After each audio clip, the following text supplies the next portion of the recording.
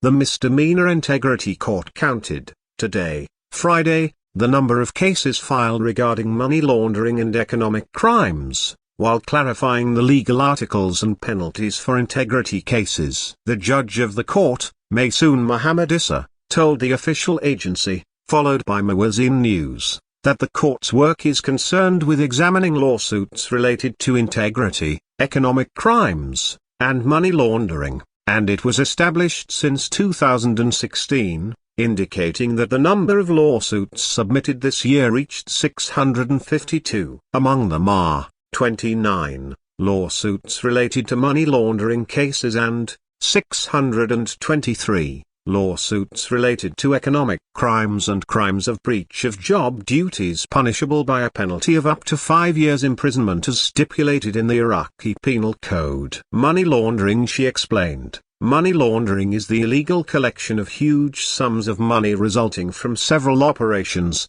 such as drug trade or smuggling petroleum derivatives or antiquities, indicating that this money is hidden by transferring or transporting it without drawing attention by establishing a chain of restaurants or commercial centers, or importing certain goods at cost prices, and thus there is a merging of the money obtained illegally with commercial money, which makes it difficult to trace this money and its sources. She pointed out that money laundering crimes are crimes that are alien to Iraqi society and new, and are still at the beginning of their appearance in Iraq and at a limited level, especially since Iraq began early to address the loopholes and eliminate this type of crime raised by legislating laws, including the Anti-Money Laundering and Terrorism Financing Law, number 39 of 2015, and the Illicit Gains Law, which addressed the inflation of employees' funds, but the legislation is incomplete in terms of including all groups,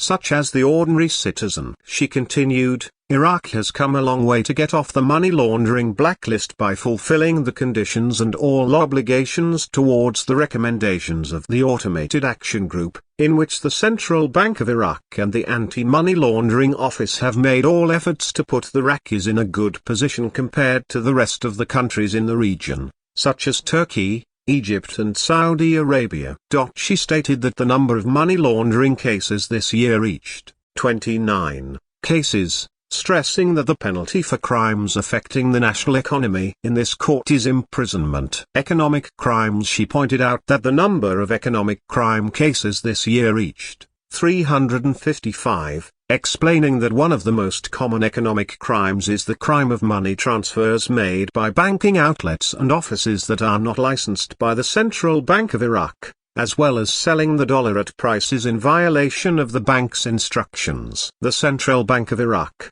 and from persons, outlets and offices not authorized by the Central Bank of Iraq. She went on to say, there is an Iraqi woman who visited one of the beauty centers in Baghdad and met another woman inside the center who introduced herself as a Syrian doctor, and that her husband is a Syrian doctor who works with her. She offered to perform a plastic surgery on her, which she agreed to, and that woman performed the operation on her, pointing out that, after several days, that woman's husband removed the surgical threads for her, but she was surprised by the appearance of the operation and the occurrence of a case that was the opposite of the cosmetic condition, so she filed a complaint against them. She continued, when the investigation was conducted, it became clear that this Syrian woman was not a doctor, and that her husband was a veterinarian. When the case was presented to this court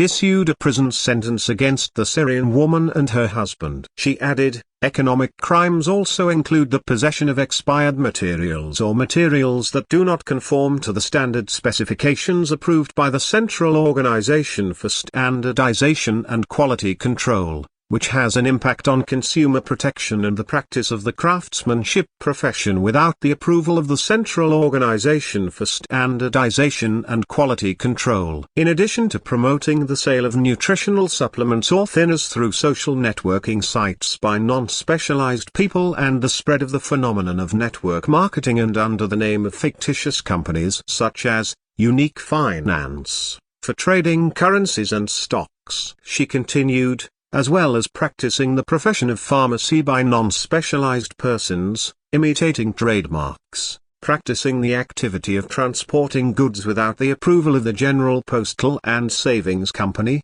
and trading in counterfeit antiquities, not antiquities, because trading in antiquities constitutes a crime. It is considered a felony, not a misdemeanor. Activating the supervisory bodies. She explained that Iraqi laws have been strict regarding economic crimes by legislating laws, but the weakness lies in the competent supervisory bodies that are responsible for monitoring illegal cases and referring them to the judicial authority, stressing the necessity of supporting the supervisory aspect for the purpose of intensifying its procedures and training an integrated action plan to limit cases of tampering in the Iraqi market and coordination between the Ministry of Health and the pharmacists and doctors' unions on the one hand and the Directorate of Combating Organized Crime on the other hand for the purpose of forming mobile work teams to monitor cases of opening beauty centers and broken bar pharmacies and doctors' clinics that are not licensed by the competent authorities. She concluded her speech by saying,